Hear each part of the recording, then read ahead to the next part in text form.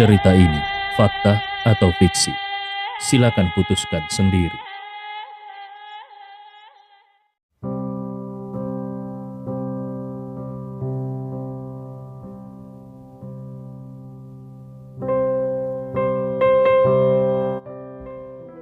Mona adalah seorang egois klasik.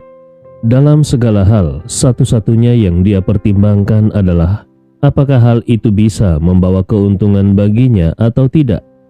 Kalau sesuatu bisa menguntungkannya, bahkan seorang pemulung di pinggir jalan pun akan dia sambut dengan senyuman dan sikap penuh hormat. Namun, kalau tidak, bahkan jika itu adalah presiden sekalipun, dia tidak akan mau repot-repot mempedulikannya. Jadi, meskipun Andi dan istrinya datang dengan mobil mewah bernilai miliaran untuk mengantar Yura, Mona tetap tidak mengubah pandangannya terhadap Yura. Dia tahu bahwa harga diri hanyalah sesuatu yang semu, hanya keuntungan yang nyata yang benar-benar berarti. Apa gunanya Yura mengenal orang kaya? Apakah uang itu akan diberikan kepadanya? Apakah itu akan membantu bisnis keluarganya? Apakah itu akan membawa keluarganya naik ke tingkat yang lebih tinggi? Kalau ya, maka tentu dia akan bersikap baik, bahkan memperlakukan Yura seperti dewi. Tapi kalau tidak, Yura tetap tidak akan bisa memasuki pintu rumah keluarga Niko. Alasan kenapa Mona mengadakan jamuan pernikahan dan membuat semua ini adalah agar dia tidak terlihat secara langsung menolak pernikahan tersebut, sehingga putranya tidak akan membenci dirinya.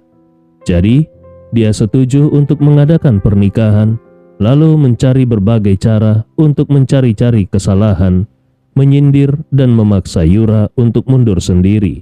Dengan begitu, putranya tidak akan bisa mengalahkannya dan menyalahkannya.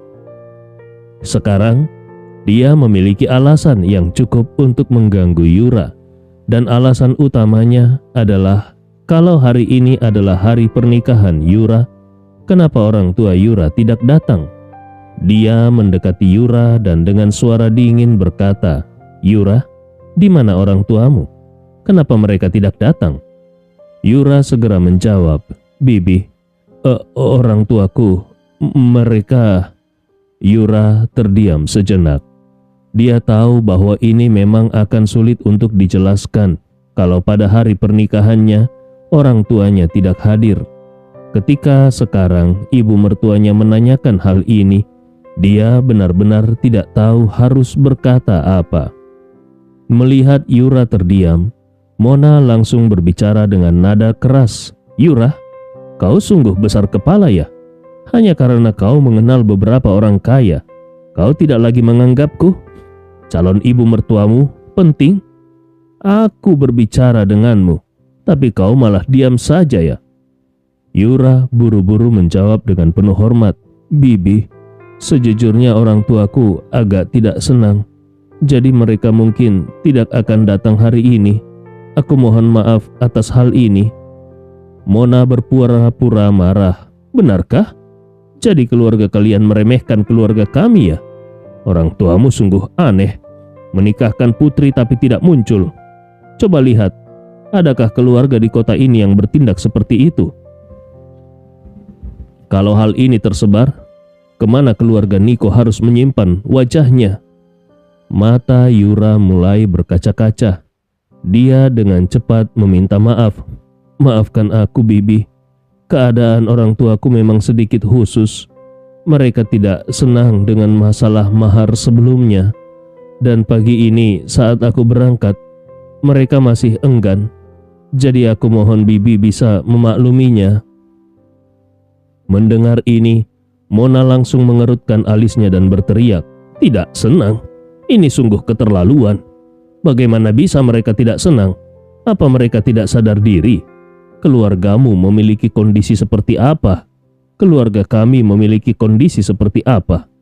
Mereka seharusnya bangga karena putrinya menikah dengan keluarga kami. Tapi mereka bahkan merasa tidak puas. Apakah mereka meremehkan keluarga kami? Kalau mereka meremehkan keluarga kami, seharusnya mereka menahanmu agar tidak datang ke sini." Mendengar kata-kata Mona, air mata Yura segera mengalir deras. Niko yang melihat tunangannya dipermalukan oleh ibunya merasa tidak nyaman dan segera berkata, "Ibu, aku dan Yura menikah untuk menjalani kehidupan bersama. Hanya kami berdua yang harus merasakannya. Jadi, ibu tidak perlu terlalu memikirkannya. Waktu sudah hampir habis. Ayo, kita siapkan pernikahan ini." Mona memandang Yura dengan jijik dan berkata, "Tidak bisa. Aku tidak bisa menerima ini. Sejak aku menikah dengan ayahmu, aku belum pernah dipermalukan seperti ini. Jelas-jelas keluarga mereka yang ingin naik kelas dengan menikahi keluarga kita, tapi kenapa seolah-olah kita yang ingin menikah dengan keluarga mereka? Aku dan ayahmu sudah menunggu di sini sejak pagi. Begitu juga dengan teman-teman dan kerabat kita. Tapi bagaimana dengan keluarganya? Selain mempelai wanita, tidak ada satupun dari mereka yang datang. Ini jelas menunjukkan bahwa mereka memandang rendah kita." Yura buru-buru menjelaskan, "Bibi benar-benar salah paham. Orang tuaku tidak bermaksud meremehkan Bibi. Mereka hanya sedang marah, jadi mereka tidak datang." Mona dengan suara dingin berkata, "Jangan bicara omong kosong. Pernikahan adalah urusan besar dalam hidup. Kau bukan anak yatim piatu. Jadi bagaimana bisa kau datang ke pernikahan sendirian? Seumur hidupku, aku belum pernah mendengar tentang orang tua yang masih hidup, tetapi tidak menghadiri pernikahan anak mereka. Ini bukan hanya memalukan, tetapi juga tidak menguntungkan." Setelah itu, Mona menggertakkan giginya dan berkata, "Yura, hari ini aku akan berbicara dengan jelas. Kalau orang tuamu tidak datang, maka pernikahan ini tidak perlu dilanjutkan." Kata-kata ini hampir membuat Yura hancur. Dia telah berjuang keras dengan bantuan Najwa dan Andi untuk melewati hambatan dari orang tuanya dan datang ke pernikahan ini. Dia berpikir bahwa menikah dengan Niko, meskipun harus bertentangan dengan keluarganya, akan sepadan. Namun, setelah tiba di sini, dia baru menyadari bahwa masih ada begitu banyak rintangan yang harus dihadapinya dari keluarga suaminya. Saat ini, Najwa tidak tahan lagi dan berkata dengan marah, "Apakah Bibi tahu betapa banyak pengorbanan dan penderitaan yang dialami Yura untuk datang ke pernikahan ini?" Mona mengangkat alisnya dan melihat Najwa. "Anak muda, kita tidak saling kenal. Jadi aku tidak ingin menyinggungmu. Tapi mari kita bicara secara rasional. Aku menikahkan anakku hari ini dan mengundang begitu banyak teman dan keluarga. Tetapi keluarganya, tidak satupun dari mereka yang datang. Apakah kau pernah melihat hal seperti ini?" Najwa buru-buru menjawab, "Keadaannya sangat khusus. Orang tua Yura memang sangat tidak setuju dengan pernikahan ini, dan Yura harus berjuang keras untuk menikahi Niko, bahkan harus berseteru dengan keluarganya." Mona mencibir, "Wah, kami tidak bisa menerimanya. Aku akan mengatakan ini, pernikahan harus mengikuti aturan lama. Kalau orang tua pengantin wanita tidak datang, maka pernikahan ini tidak akan dilanjutkan. Bahkan kalaupun raja datang untuk memohon, itu tidak akan berhasil." Najwa dengan marah berkata, "Bagaimana bisa Bibi memutuskan seperti ini?" Andi menghentikan Najwa dan memandang Mona dengan senyum tipis. "Sudahlah, jangan terlalu repot mencari alasan di sini. Kita semua sudah dewasa. Jadi katakan saja, apa yang sebenarnya kau inginkan? Kalau orang tua Yura tidak datang, apa yang diperlukan agar pernikahan ini tetap dilanjutkan?" Mona tersenyum. "Ini sangat sederhana. Kami mencari menantu yang setara dengan keluarga kami. Tapi keluarga Yura sangat miskin. Namun, aku sudah menoleransinya demi kebahagiaan putraku. Orang tuanya tidak boleh meremehkan kami. Aku sudah menoleransi mereka. Tapi mereka malah memalingkan wajah mereka sekarang. Kalau begitu, mari kita bicara dengan jelas. Keluarga kami adalah keluarga kaya dengan aset yang lumayan. Kalau Yura ingin menikah ke keluarga kami, setidaknya dia harus membawa mas kawin sebesar 100 juta. Kalau tidak, lupakan saja." Mendengar ini, Yura yang selalu bersabar mulai kehilangan kesabarannya. Dia tidak menyangka kalau Mona yang selama ini menghalangi hubungannya dengan Niko sekarang malah memutarbalikkan fakta dan menimpakan semua kesalahan pada keluarganya. Dengan marah dia berkata, "Bibi, kalau sejak awal Bibi tidak ingin aku menikah dengan Niko, aku tidak akan memaksakan diri. Tapi kenapa Bibi mengatakan bahwa Bibi setuju dengan pernikahan ini, kemudian berusaha untuk menghalanginya? Apa maksud Bibi?" Pada dasarnya Mona tidak setuju dengan pernikahan antara putranya Niko dan Yura. Namun alasan dia setuju untuk mengadakan pernikahan ini adalah semata-mata untuk memastikan bahwa dia bisa melepaskan tanggung jawabnya tanpa ada yang menyalahkannya. Fakta bahwa Yura membuat keluarganya kehilangan muka di hadapan teman dan kerabat mereka adalah alasan yang cukup bagi Mona untuk menolak pernikahan ini. Dalam banyak kasus, orang tua yang pintar akan selalu berusaha agar mereka tidak disalahkan dalam situasi tertentu. Orang tua yang cerdik akan memilih untuk tidak menolak keputusan anak mereka secara langsung dan tegas, karena kalau mereka melakukannya dan anak mereka tidak bisa mengatasi hambatan tersebut, anak itu mungkin akan terus menyalahkan dan bahkan membenci mereka. Namun, kalau orang tua menggunakan cara yang lebih halus, hasilnya akan lebih baik. Sekarang, Mona merasa telah mengambil posisi moral yang lebih tinggi. Meskipun Niko mungkin merasa tidak senang, dia tidak bisa mengungkapkannya dengan jelas karena dia sudah terjebak dalam situasi yang sulit. Kalau dia tetap mendukung Yura, dia akan dianggap menentang seluruh keluarga besarnya.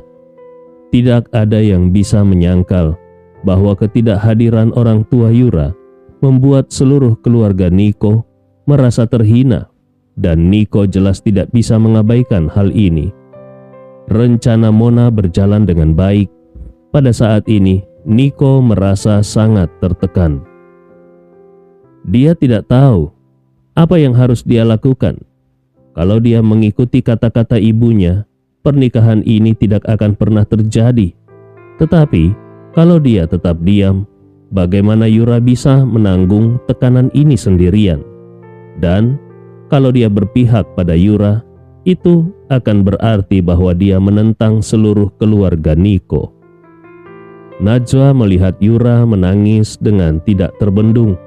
Dia merasa sangat kesal, tetapi dia juga tidak tahu harus berkata apa. Tidak peduli seberapa banyak alasan di balik semua ini, ketidakhadiran orang tua Yura pada hari pernikahan mereka memberikan orang lain alasan kuat untuk menyerang. Kalau situasi ini tidak bisa diperbaiki, kemungkinan besar pernikahan ini memang tidak akan terjadi. Suasana di tempat pernikahan menjadi sangat canggung. Andi Rewa yang telah menyaksikan semuanya dengan tenang, tidak mengatakan sepatah kata pun. Dia hanya memperhatikan pertunjukan Mona dengan tatapan dingin. Dia sudah merencanakan cara untuk menghukum wanita ini di dalam pikirannya. Pada saat ini, sebuah BMW X6 hitam datang mendekat. Setelah mobil berhenti, seorang wanita berusia sekitar 50-an keluar dari kursi pengemudi. Ketika Mona melihat wanita itu, dia segera menyambutnya dengan penuh sukacita. "Lucy, kenapa kau datang ke sini?" Wanita yang disebut Lucy ini adalah seorang teman dekat Mona. Keluarganya cukup kaya dan memiliki hubungan baik dengan keluarga Niko. Keluarga Niko mengoperasikan beberapa supermarket besar di daerah tersebut. Meskipun tidak sebesar Carrefour atau Walmart, tetapi mereka cukup dominan di daerah sekitar. Pabrik tepung dewa yaitu Indoboga telah lama bergantung pada pasar lokal di Makassar untuk penjualannya. Pabrik tepung Dewa memiliki dua saluran penjualan utama. Satu adalah supermarket besar seperti Carrefour dan Walmart, dan yang lainnya adalah supermarket rantai menengah seperti milik keluarga Thomas. Untuk industri tepung yang berteknologi rendah dan sangat kompetitif, kestabilan saluran penjualan sangat penting. Di dalam negeri, ada banyak merek besar yang sudah dikenal luas, dan produk mereka laku dengan baik. Setiap kota biasanya juga memiliki beberapa merek tepung lokal. Merek-merek kecil ini sangat bergantung pada pasar lokal dan dukungan saluran penjualan. Merek tepung milik Dewa terutama dijual di pasar lokal, sehingga ketergantungannya pada saluran penjualan sangat tinggi. Kalau saluran penjualan bisa memberi lebih banyak ruang tampilan dan membeli lebih banyak barang, maka keuntungannya akan meningkat. Sebaliknya, kalau saluran penjualan tidak memberi ruang tampilan dan tidak membeli barangnya, maka produk bisa menumpuk dan tidak terjual. Beberapa merek tepung lokal di area tersebut berharap bisa menjalin hubungan baik dengan keluarga Thomas untuk mendapatkan lebih banyak sumber daya dan keuntungan dari mereka. Inilah yang menjadi alasan kenapa Mona sangat berharap anaknya Nico bisa menikah dengan putri keluarga Thomas. Kalau Nico menikahi putri keluarga Thomas, itu akan memudahkan pabrik tepungnya mendapatkan dukungan dan meningkatkan penjualannya. Pada saat ini Lucy memandang Mona dengan ekspresi yang agak tidak senang dan berkata, "Mona, sepertinya kau tidak menganggapku sebagai temanmu. Putramu akan menikah, tapi kau tidak memberitahuku. Terlebih lagi kau malah memintaku membantu mendekatkan putramu dengan putri Tuan Thomas. Bukankah itu artinya kau mengajar putramu berselingkuh?" Begitu Mona mendengar ini, dia buru-buru menarik Lucy ke samping dan berbisik, "Ceritanya sangat panjang. Intinya adalah putraku tidak akan menikah hari ini." Lucy berkata dengan kebingungan, "Kau ingin membohongiku? Jelas-jelas kau sudah memesan ruangan ini untuk acara pernikahan putramu." Mona buru-buru menjelaskan, "Aku akan mengatakan yang sebenarnya. Anakku memilih seorang gadis dari keluarga miskin. Keluarganya sangat rendah dan tidak layak. Untuk mencapai tujuannya, kekasihnya bahkan rela hamil sebelum menikah. Aku sekarang membuat semua ini menjadi sulit untuknya agar dia mau menyerah." Lucy bertanya, "Bagaimana kalau gadis itu tidak mau menyerah?" Mona menjawab dengan dingin, "Aku tidak akan pernah membiarkannya masuk ke dalam keluarga kami. Kalau dia tidak menyerah, biarkan saja. Aku tidak peduli. Itu tidak ada hubungannya dengan kami." Lucy kemudian memberitahu Mona, "Sebenarnya, aku baru mendengar kabar dari keluarga Thomas. Kalau anakmu bersedia menikahi putri mereka dan menerima anak dari hubungan yang tidak sah, keluarga Thomas siap memberikan 200 juta sebagai mahar dan menjamin setengah rak tepung mereka di supermarket untuk produk tepungmu." Saat ini Mona merasa cukup dilema. Meskipun jumlah 200 juta sebagai mahar sangat menarik, tetapi masalah utamanya adalah harus membuat anaknya menikahi wanita yang sedang hamil. Namun begitu dia memikirkan tawaran mahar sebesar 200 juta dan dukungan berbagai sumber daya, dia mulai merasa agak tertarik. Baginya, selama uang yang diberikan cukup banyak, membuat anaknya menjadi ayah secara tiba-tiba sebenarnya bukanlah masalah besar. Dia berpikir bahwa kalau anaknya menikahi wanita yang mengandung anak dari sebangsa sendiri, hal itu mungkin bisa diatasi dengan menjelaskan kepada keluarga dan teman-teman bahwa mereka telah berhubungan sejak lama dan akhirnya menikah. Dengan mempertimbangkan uang yang diterima, setelah anak itu lahir, anak tersebut bisa dianggap sebagai anak mereka sendiri. Namun, masalahnya adalah putri Thomas mengandung anak dari pria asing. Kalau anaknya benar-benar menikahi wanita tersebut dan anak tersebut lahir, bukankah anaknya akan menjadi bahan ejekan? Memikirkan hal ini, Mona merasa ragu-ragu. Lucy yang melihat Mona ragu-ragu, kemudian berbisik ke telinganya, "Mona, aku harus jujur denganmu. Keluarga Thomas sangat terdesak sekarang. Mereka sebelumnya tidak tahu bahwa putri mereka hamil. Dan jika masalah ini tidak segera ditangani, ketika perut putri mereka mulai terlihat, mereka tidak akan bisa menunjukkan wajah lagi." Mona berpikir, kalau keluarga Thomas sangat terdesak, mungkin ini saat yang tepat untuk menuntut lebih banyak. Mona pun berkata, "Lucy, jujur saja, masalah ini sangat memalukan.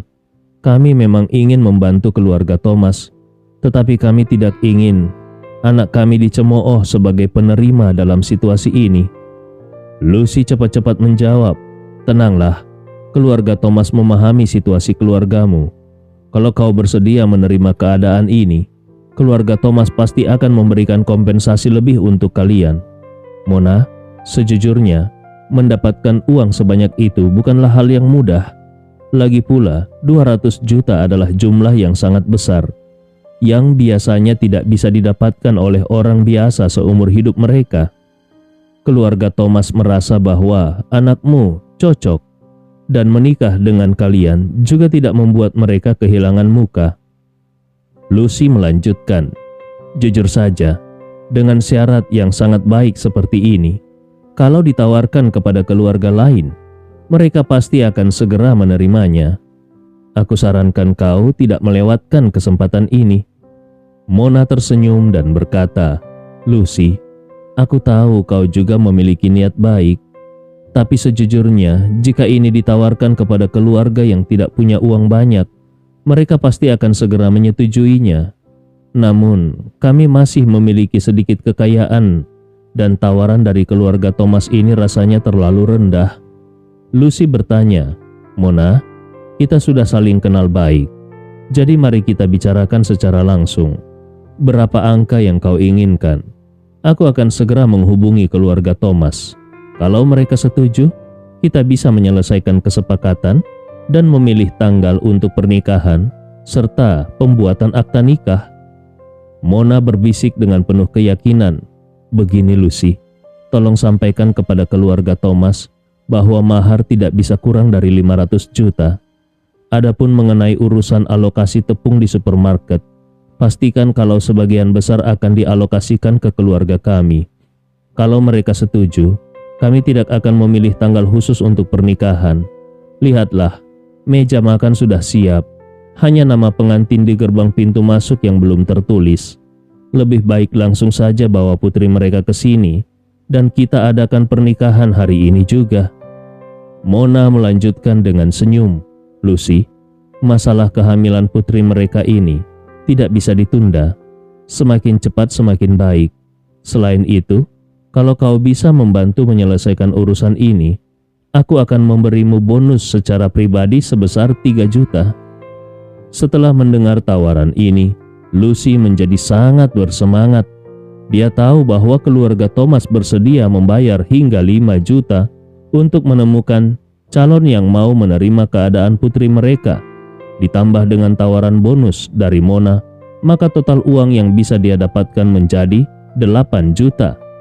Dengan pemikiran ini, Lucy segera mengeluarkan ponselnya dan menelpon Thomas. Ketika telepon terhubung, Lucy dengan senyuman berkata, "Tuan Thomas, aku punya kabar baik. Kabar baik ini untukmu. Istri dari Tuan Dewa tertarik dengan tawaranmu." Di ujung telepon yang lain, terdengar suara Thomas yang sangat antusias. "Benarkah? Bagaimana keputusannya? Mereka setuju? Kapan kita bisa mengadakan pernikahan?" Sebenarnya Thomas dan istrinya sudah lama mengincar putra dewa, yaitu Nico. Menurut mereka, Nico tampaknya memiliki penampilan yang baik, karakter yang solid, dan yang paling penting, dia belum menikah. Meskipun putri Thomas mengandung anak dari pria asing, namun Thomas tidak ingin putrinya menikah dengan pria yang sudah pernah menikah sebelumnya. Selain itu, Latar belakang keluarga Niko yang cukup baik membuatnya merasa tidak perlu khawatir akan mempermalukan putrinya. Yang lebih penting lagi, bisnis Dewa sangat bergantung pada mereka, yang berarti mereka bisa terus mengontrolnya. Kalau setelah menikah nanti Niko bersikap buruk pada putrinya, maka Thomas bisa langsung menghentikan aliran pendapatan kepada mereka, dan mereka pasti akan memperlakukan putrinya dengan lebih baik. Thomas dengan senang hati bertanya, "Apakah Niko bersedia? Kalau dia bersedia, itu akan sangat baik. Aku sudah bertemu dengannya. Dia memang baik. Kalau ini berhasil, aku benar-benar harus berterima kasih kepadanya." Lucy dengan ceria menjawab, "Tuan Thomas, tenang saja. Aku akan berusaha sebaik mungkin untuk menyelesaikan urusan ini. Namun aku baru saja berbicara dengan istri Tuan Dewa, dan dia menginginkan sedikit tambahan untuk mahar yang disiapkan." Thomas dengan spontan bertanya, 200 juta masih belum cukup. Lucy menjawab dengan senyum, "Tuan Thomas, kau tahu sendiri bahwa hal-hal seperti ini tidak bisa sembarangan. Kalau uangnya kurang, aku khawatir keluarga Tuan Dewa akan mempertimbangkan ulang dan tidak setuju." Lucy melanjutkan, "Sebenarnya Niko seharusnya mengadakan resepsi di hotel hari ini, tetapi istri Tuan Dewa sangat tidak menyukai calon pengantin wanitanya. Sekarang istri Tuan Dewa sedang berusaha keras untuk menghentikan calon pengantin tersebut agar tidak masuk ke keluarga mereka. Dan kau juga sedang terburu-buru. Kalau kau setuju, kita bisa segera membawa Jenny dan mengadakan pernikahan hari ini juga. Jujur saja, Tuan Thomas, situasi Jenny sudah sulit untuk disembunyikan. Kalau ditunda lebih lama lagi, perutnya akan semakin terlihat. Kau tidak akan menemukan kesempatan untuk mengadakan pernikahan secepat ini di tempat lain." Setelah mendengar tawaran itu, Thomas segera setuju. Kekhawatirannya hanya mengenai reputasi putrinya dan dampaknya terhadap kebahagiaan masa depan putrinya. Kini ada calon menantu yang sangat cocok dan bahkan bisa langsung mengadakan pernikahan. Ini kesempatan yang sangat langka. Thomas pun langsung membuat keputusan dan berkata, "Baiklah, katakan kepada keluarga Tuan Dewa bahwa maharnya adalah 500 juta. Tidak kurang, tidak lebih. Aku akan segera membawa putriku ke sana untuk menikah dengan putra mereka, dan besok aku akan mengadakan perayaan di pihak kami. Dengan cara ini, urusan pernikahan anak-anak akan selesai." Lucy sangat gembira dan berkata, "Hebat sekali Tuan Thomas. Tidak heran kau bisa sukses besar. Begitu cepat mengambil keputusan dan mengatur segala sesuatunya dengan rapi. Dengan cara ini, semua masalah akan selesai hari ini dan kau bisa merasa tenang." Thomas di ujung telepon tertawa bahagia. "Masalah ini telah membuatku tidak bisa tidur beberapa malam terakhir. Akhirnya ini bisa terselesaikan hari ini. Lucy, terima kasih banyak. Aku akan segera meminta istri dan putriku bersiap dan membawa mereka ke hotel untuk melaksanakan pernikahan. Kalau pernikahan hari ini berjalan lancar, aku akan menambah bonus 1 juta untukmu." Lucy merasa sangat bersemangat dan hampir bergetar karena kegembiraan. Meskipun dia sudah cukup kaya, tapi dia belum pernah mendapatkan uang sebanyak itu dengan cara yang begitu mudah. Kalau semuanya berjalan lancar, dia akan mendapatkan total 9 juta hari ini. Setelah menutup telepon, Lucy segera mendekati Mona dengan senyum lebar. "Mona, masalah ini sudah diselesaikan. Rincian mahar sudah dikonfirmasi. Tuan Thomas dan keluarganya akan segera datang." Mona sangat terkejut dan merasa hampir tidak bisa bernapas saking gembiranya. "Lucy, terima kasih banyak. Kau sudah sangat membantuku. Kau bisa yakin, uang yang sudah aku janjikan tidak akan berkurang 100 rupiah pun." Lucy melihat ke arah Yura yang mengenakan gaun pengantin dan menambahkan, "Kau harus segera menangani gadis miskin itu. Tuan Thomas mungkin sudah dalam perjalanan." Kalau dia datang dan gadis itu masih di sini, bagaimana dia bisa menerima hal itu? Mona mengangguk dengan yakin. Jangan khawatir, aku akan segera mengusir Yura segera. Lucy bertanya lagi. Nico pasti setuju dengan rencana ini, bukan? Jangan sampai setelah semua urusan selesai, dia malah menolak. Mona dengan tegas menjawab, tentu saja. Aku sudah memastikan semuanya dengan baik. Tidak akan ada masalah. Kalau dia berani tidak setuju, aku dan ayahnya akan memutuskan semua hubungan dengannya. Dalam situasi seperti ini, tidak ada ruang untuk penolakan. Dengan kata-kata itu, Mona mendekati Nico dan Yura dengan langkah tegas dan berkata dengan nada dingin, Nico, ibu sudah bilang berkali-kali kalau keluarga Yura tidak bisa menyediakan mahar sebesar 300 juta, maka urusan pernikahan ini akan batal. 300 juta? Nico dan Yura terkejut mendengar angka itu. Nico tidak bisa menahan kemarahannya dan bertanya, Ibu, apakah ibu sudah linglung? Tadi ibu bilang maharnya 200 juta. Kenapa sekarang langsung berubah menjadi 300 juta? Dari mana keluarga Yura bisa mendapatkan uang sebanyak itu? Bahkan keluarga kita pun tidak punya uang sebanyak itu. Mona menarik lengan Nico dan berkata, ikuti ibu. Ibu perlu berbicara denganmu. Dia kemudian memanggil suaminya Dewa. Sayang, kau juga ikut. Dewa mengikuti mereka dan mereka bertiga pun menuju ke sudut yang sepi. Nico dengan marah bertanya, Ibu, apa yang sebenarnya ibu rencanakan? Apakah ibu benar-benar tidak ingin melihatku bahagia? Mona dengan tegas berkata, bagaimana kau bisa berbicara seperti itu kepada ibumu sendiri? Aku membesarkanmu. Tentu saja aku ingin melihatmu bahagia. Aku hanya tidak ingin melihatmu terjun ke dalam lubang api. Apakah kau tidak tahu bagaimana keadaan keluarga Yura? Kalau kau menikahinya, orang tuanya dan adiknya akan terus bergantung padamu, bahkan akan menghisap darahmu. Tidak hanya itu, mereka juga akan menghisap darahku dan ayahmu. Apakah kau ingin membuat kami stres atau bahkan membunuh kami? Nico segera berjanji, ibu jangan khawatir. Setelah menikah dengan Yura, kami akan bertanggung jawab atas kehidupan kami sendiri dan tidak akan meminta 1 sen pun dari ibu dan ayah. Mona dengan marah berkata, jangan banyak bicara omong kosong. Kau tidak pernah merasakan kesulitan uang. Kalau kau benar-benar bergantung pada diri sendiri, kau pasti akan mati kelaparan dalam waktu singkat. Setelah itu, Mona melanjutkan dengan nada perintah. Kalian berdua dengarkan baik-baik. Kesempatan besar sedang ada di depan kita. Kalau kita memanfaatkannya dengan baik, aset keluarga kita akan meningkat beberapa kali lipat. Karena itu, kalian berdua tidak boleh membuat masalah. Keduanya terkejut dan bertanya, kesempatan besar seperti apa? Mona langsung menjelaskan tentang situasi keluarga Thomas kepada mereka. Dewa merasa canggung dan berkata, Mona, apakah kau tidak membuat anak kita menjadi ayah pengganti? Bagaimana kalau anak pria asing itu lahir? Bagaimana wajah keluarga kita?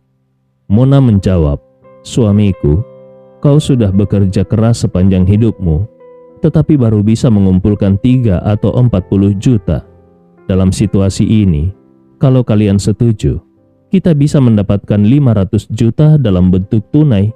Ingat, ini tunai. Ekspresi wajah Dewa langsung berubah menjadi pencampuran rasa cemas dan bersemangat. Memang, membuat anak mereka menjadi ayah pengganti itu sangat memalukan. Tetapi 500 juta adalah jumlah yang signifikan. Mona menambahkan, sayang, jangan lupa, Thomas sudah setuju bahwa setelah kita menjadi keluarga, dia akan mengalihkan sebagian besar sumber daya untuk tepung kepada kita. Ketika saatnya tiba, pabrik tepung kita akan mendapatkan keuntungan berlipat ganda. Sekarang kita hanya mendapatkan beberapa puluh juta setahun. Mungkin nanti kita bisa mendapatkan ratusan juta setahun. Ditambah dengan mahar, aset kita akan melebihi 1 miliar dalam setahun. Dengan segala keuntungan yang ditawarkan, tampaknya tawaran Thomas memang tidak bisa ditolak. Dewa pun akhirnya mulai melihat keuntungan besar di depan matanya dan mulai mempertimbangkan keuntungan untuk setuju. Mendengar jumlah 1 miliar, Dewa pun langsung menyerah. Dia berbalik kepada putranya dan berkata, "Niko, kau mendapatkan seorang istri secara cuma-cuma. Mereka bukan hanya tidak meminta mahar darimu, tetapi malah memberikanmu beberapa mahar yang mahal. Ini kesempatan yang sangat baik." Niko menjawab dengan nada dingin, "Ya, memang sangat baik. Dengan begini, ayah bisa langsung memiliki seorang cucu, meskipun cucu itu berwajah asing." Dewa sama sekali tidak merasa malu dan menjawab, "Berikan aku 500 juta. Tidak peduli apakah itu cucu berwajah Indonesia atau bukan, aku tetap senang." Niko menjawab dengan tegas, "Kalian tidak perlu membuang waktu. Aku tidak akan pernah setuju dengan hal ini." Dewa menghela nafas dan dengan ekspresi frustrasi dia berkata, "Kau ini memang tidak mengerti. Kau tidak pernah mengalami kesulitan uang. Sejak kecil kau tidak pernah merasakan betapa sulitnya mendapatkan uang. Seharusnya kau merasakan hari-hari sulit sedikit, sehingga kau tahu betapa sulitnya mendapatkan uang." Mona menambahkan, "Benar, ada pepatah lama, uang susah didapat dan susah untuk dicari. Kalau kau melewatkan kesempatan ini, mungkin kau tidak akan pernah mendapatkan 500 juta seumur hidupmu. Jangan salahkan ibumu kalau kau menyesal nanti. Aku sudah memberitahumu hari ini." Niko tetap bersikeras, "Apapun yang kalian katakan aku tidak akan setuju." Mona menjadi marah dan berkata, "Tidak setuju?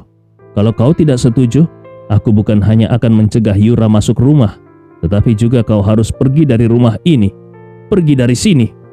Niko menjawab, "Kalau memang harus pergi, aku akan pergi. Aku sudah lama ingin pindah."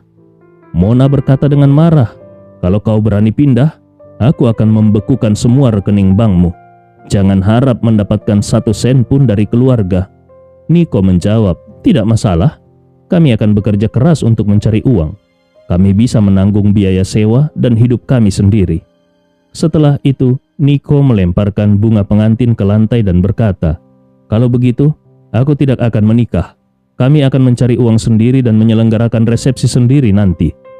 Dia tidak peduli lagi dengan orang tuanya dan langsung menuju ke arah Yura. Dia memegang tangan Yura dan berkata, "Yura, kita tidak akan mengadakan resepsi hari ini. Mulai sekarang aku akan pindah dari rumah dan kita akan menyewa apartemen sendiri. Kita bisa mencari uang untuk pernikahan kita nanti. Bagaimana menurutmu?" Yura merasa tersentuh dan mengangguk. "Oke, aku akan mengikuti keputusanmu." Niko tersenyum. "Kalau begitu, ayo kita pergi." Kemudian dia melihat ke arah Najwa dan Andi dan berkata, "Kalian berdua, aku minta maaf karena hari ini acaranya batal. Ketika kami mengadakan resepsi nanti, kami pasti akan mengundang kalian." Najwa tersenyum. "Kami akan menunggu undangan dari kalian."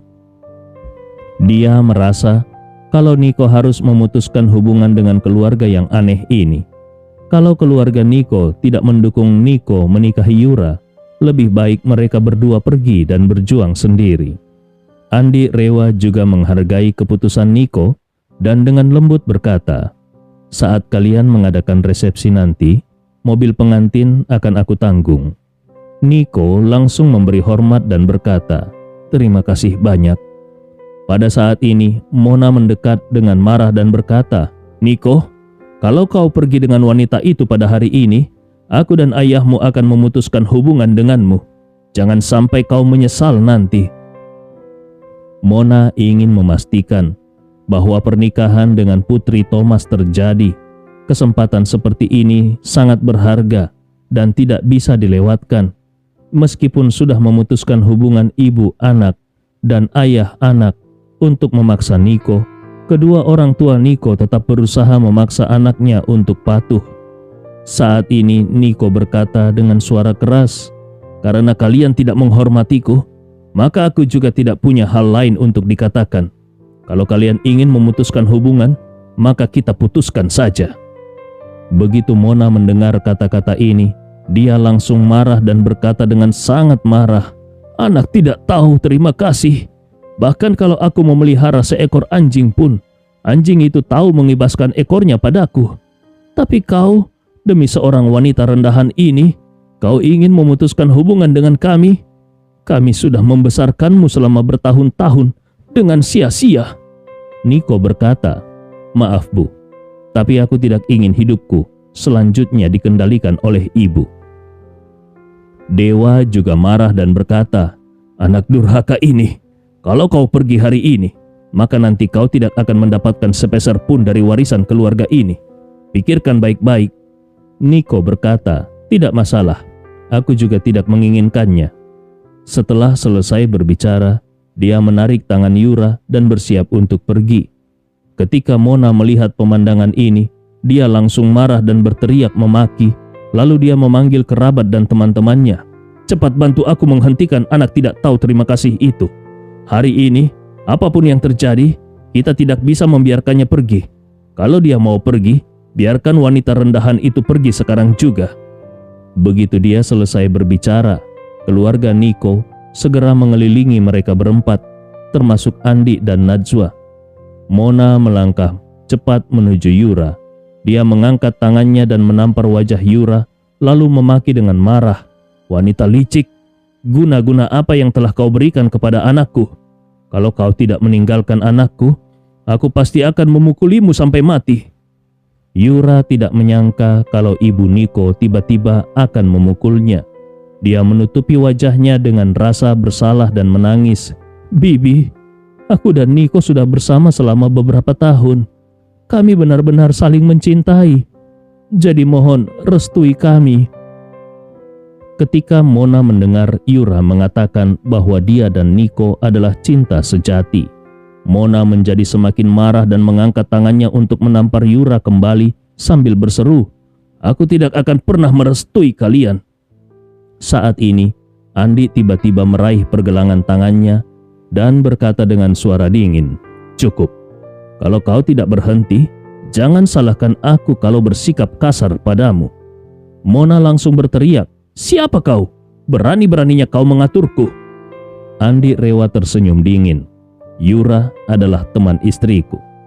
Kau bukan hanya tidak boleh memukulnya, tetapi kau juga harus menghormatinya. Kuberi kau waktu 3 detik untuk minta maaf. Kalau tidak, tanggung sendiri akibatnya."